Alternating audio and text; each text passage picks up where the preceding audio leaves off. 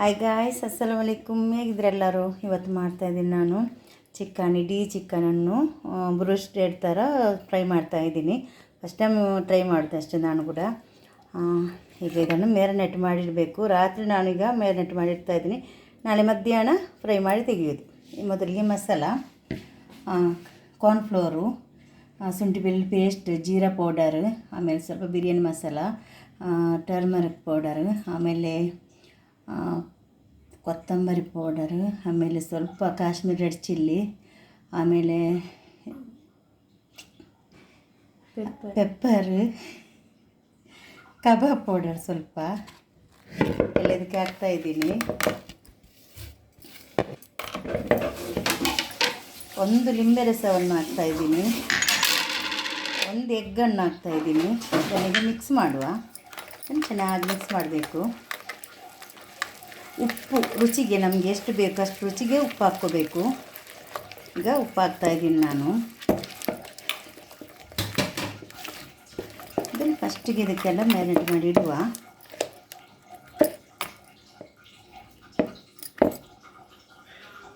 ಈಗ ಉಪ್ಪನ್ನು ಕೂಡ ಹಾಕಿದ್ದೀನಿ, ಎಷ್ಟು ಬೇಕು ಅಷ್ಟು.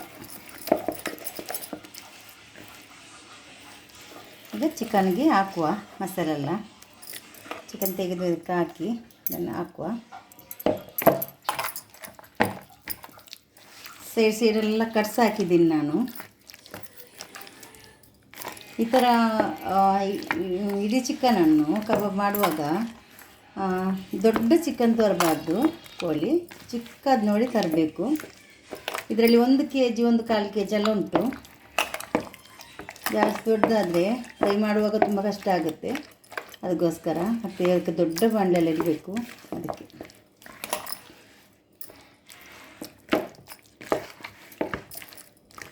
ಇನ್ನು ಇದನ್ನು ಮಿಕ್ಸ್ ಮಾಡಿ ಎಲ್ಲ ಆಯಿತು. ಇನ್ನು ನಾಳೆ ಮಧ್ಯಾಹ್ನ ತೆಗೆದು ನಾನು ಫ್ರೈ ಮಾಡುವಾಗ ತೋರಿಸ್ತೀನಿ ನಿಮಗೆ.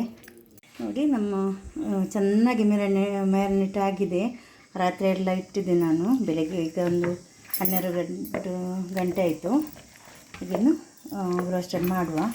ಅದಕ್ಕೆ ನಾನು ಓಟ್ಸ್ ತೊಗೊಂಡಿದ್ದೀನಿ, ಬ್ರೆಡ್ ಕ್ರಮ್ಸು. ಇದನ್ನು ಮಿಕ್ಸ್ ಮಾಡುವ 2 ನಿಮಿಷ.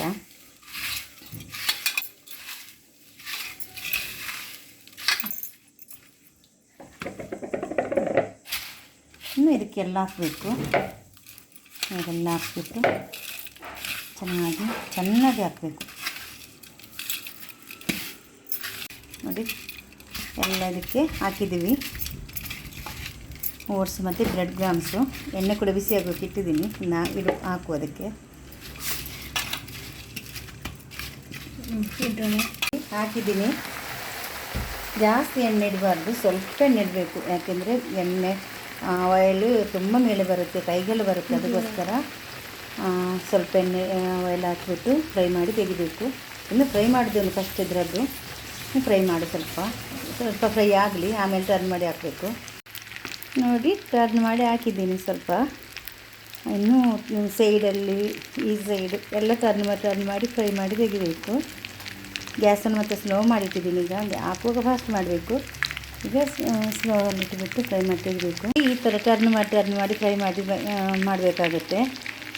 ಕೆಳಗಡೆ ಮತ್ತು ಮೇಲ್ಗಡೆನೂ ಫ್ರೈ ಮಾಡಬೇಕು. ಇಡೀ ರೌಂಡ್ ಮಾಡಿ ಇದನ್ನು ಫ್ರೈ ಮಾಡಿ ತೆಗಿಬೇಕು ಅಷ್ಟೇ. ನೋಡಿ, ನಮ್ಮ ಬ್ರೋಸ್ಟೆಡ್ ರೆಡಿ ಆಯಿತು. ತುಂಬ ಚೆನ್ನಾಗಾಗುತ್ತೆ. ತುಂಬ ಚೆನ್ನಾಗಿ ಬೆಂದಿದೆ ಕೂಡ ಇದು. ನನಗೆ ಕಟ್ ಮಾಡಿ ತೋರಿಸಲಿಕ್ಕೆ ಆಗೋದಿಲ್ಲ, ಯಾಕಂದರೆ ಬಿಸಿ ಉಂಟು, ತುಂಬ ಬಿಸಿ ಉಂಟು. ಬಿರಿಯಾನಿ ರಾಯ್ತಾ ತುಂಬ ಚೆನ್ನಾಗಿ ಆಗಿದೆ ಕೂಡ.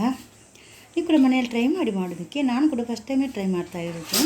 ಟ್ರೈ ಮಾಡಿ ಮಾಡೋದಕ್ಕೆ. ವಿಡಿಯೋ ಇಷ್ಟ ಆದರೆ ವಿಡಿಯೋಗೆ ಲೈಕ್ ಕೊಡಿ. ವಿಡಿಯೋ ಫ್ಯಾಮಿಲಿ ಫ್ರೆಂಡ್ಸ್ಗೆಲ್ಲ ಕಳಿಸಿ. ಅವ್ರು ಕೂಡ ನೋಡ್ಕೊಂಡು ಅವ್ರು ಕೂಡ ಲೈಕ್ ಮಾಡಲಿ. ನಮ್ಮ ಸಪೋರ್ಟ್ ಮಾಡಿ, ಚಾನಲನ್ನು ಸಬ್ಸ್ಕ್ರೈಬ್ ಮಾಡಿ. Thank you. Take care. ಅಸ್ಸಲಾಮು ಅಲೈಕುಮ್.